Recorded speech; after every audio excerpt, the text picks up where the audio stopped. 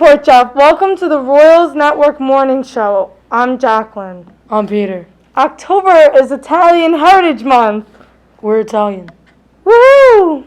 Here's Peggy with some more.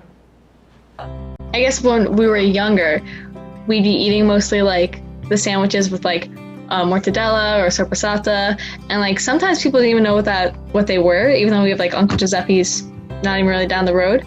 It would just kind of be showing it. Like everyone came in with the roast beef or the turkey, and if we came in with anything but a sandwich, it'd be like Tupperwares of like pasta or something.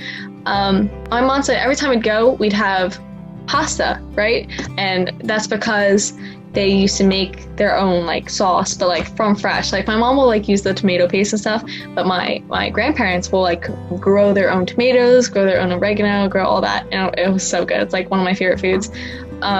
I think it's because they both came from Sicily. They kind of like escaped together, which was really cute. He was a carpenter, and he was like just, I guess, like in town, like building a house, and they like kind of was like flirting and everything. And I don't entirely know how they like progressed, but it was really like sudden. Like I think only like a couple weeks of knowing each other, and then they were like, okay, like we're gonna get married, like we're gonna do it.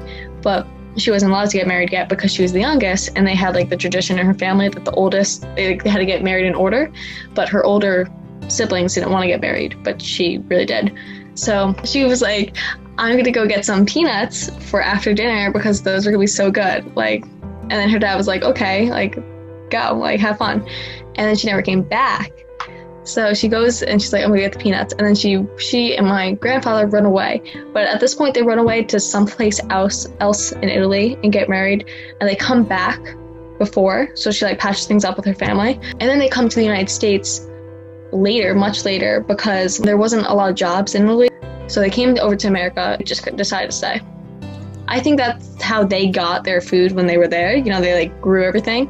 And the only thing that like they really bought were like peanuts and stuff, which like were grown in the village anyway. Plus, when I moved here, they didn't really speak English that well, and they weren't really customary to it.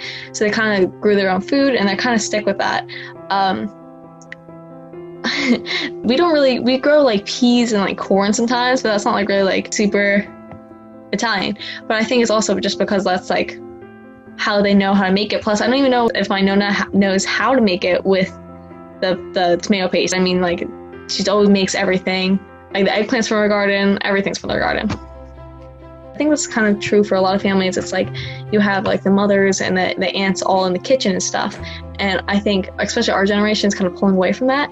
So it's kind of like the kids really aren't cooking as much, but you know, sometimes my uncle will get in there, or my younger uncle.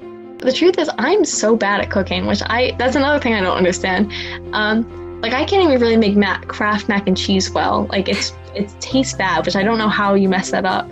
But I do more I guess like the preparing and stuff, which I'm not crazy about either, but I mean, I can't cook, so I have to do something. I'm glad that no one's, you know, trying to teach me how to be a housewife, because I do not think I'd like that life very much.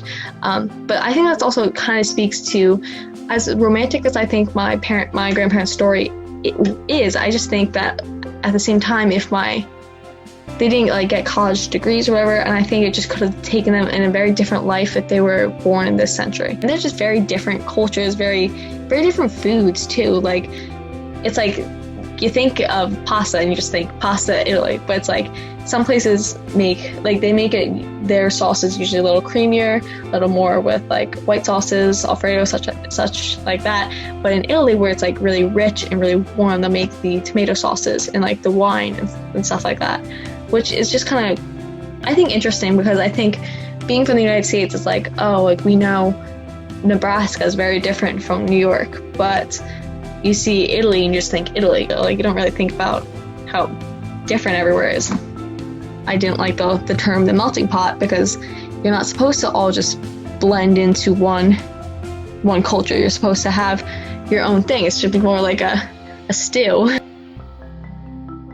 There are many other like Italian students in our school. Everyone has like a different experience, and you know, my family being from Sicily is hugely different if somebody was from northern Italy.